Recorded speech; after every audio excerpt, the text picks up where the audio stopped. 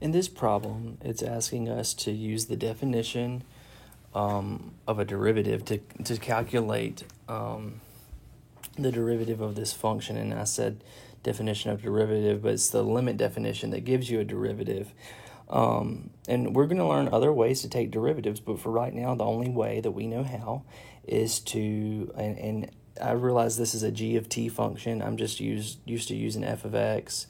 So I wrote f prime x, but technically it's g prime t equals the limit as h approaches 0 of f of x plus h minus f of x all divided by h. This is why we had to learn limits in the first unit.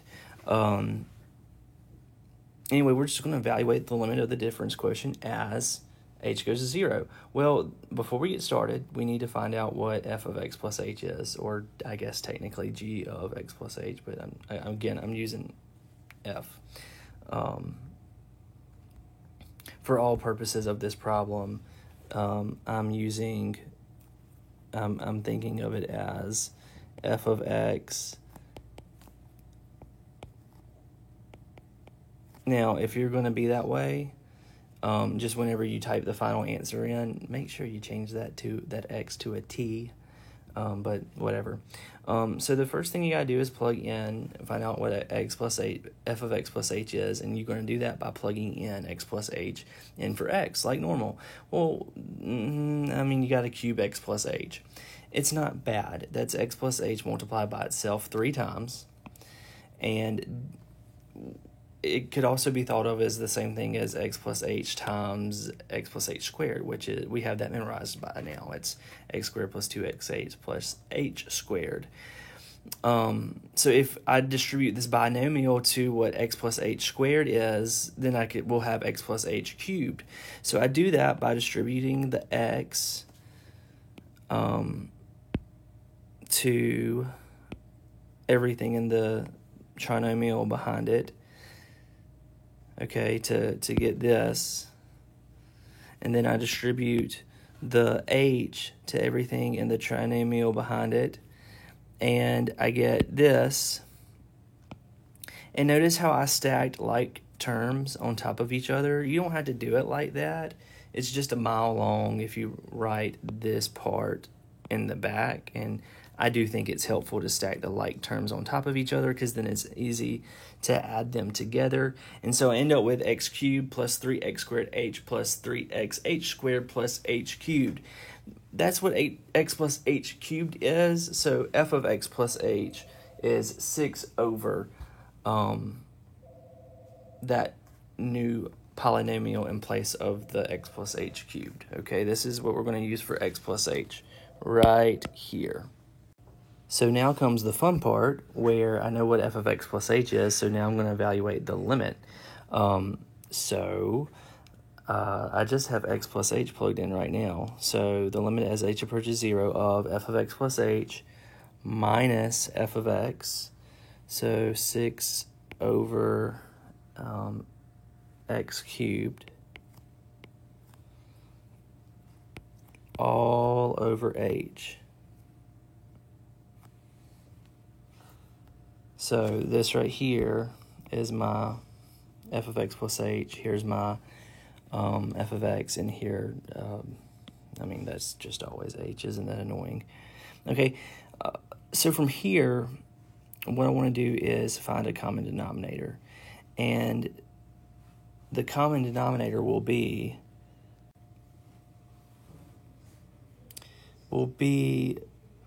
just those two denominators multiplied by each other. So x cubed plus 3x squared h plus 3xh squared plus h cubed times x cubed. I just multiplied these two together.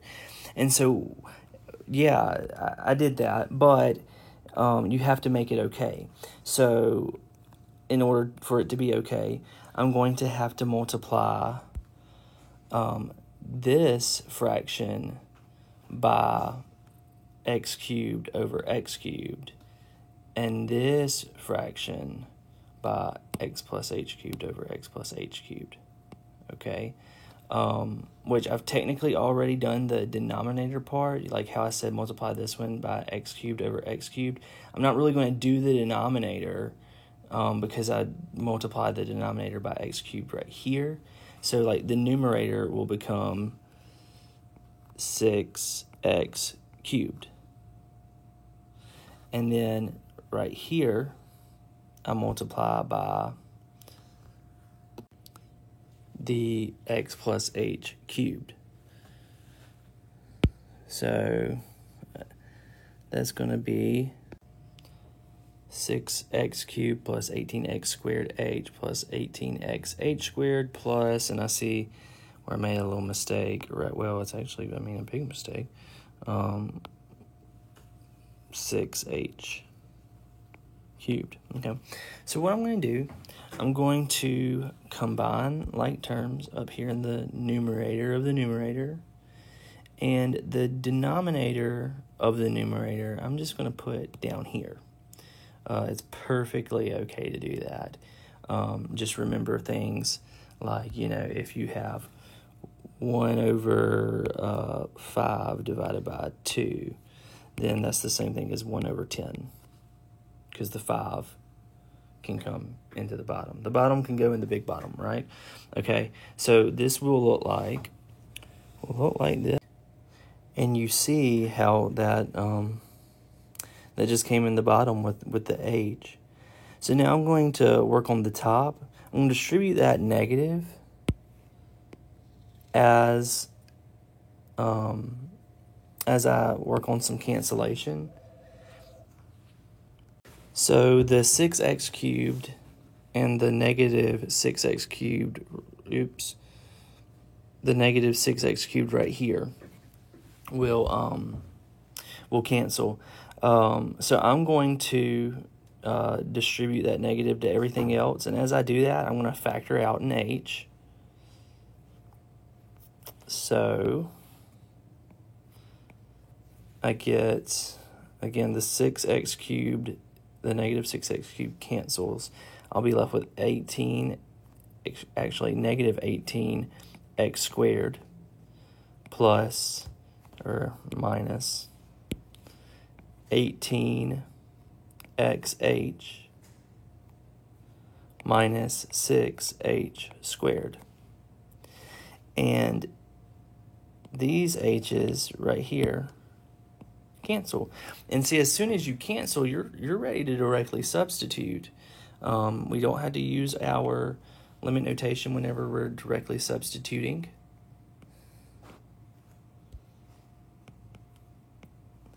Notice that this will go to 0 as you plug 8 as h goes to 0, and this will as well. And in the denominator, you're left with x cubed, this goes to 0, this goes to 0, this goes to 0. So essentially what that's saying is plus 0 plus 0 plus 0 times x cubed, which is really x to the 6th, and that can be simplified further into x to the 4th. This is your derivative. And technically we're using t, so this is your derivative.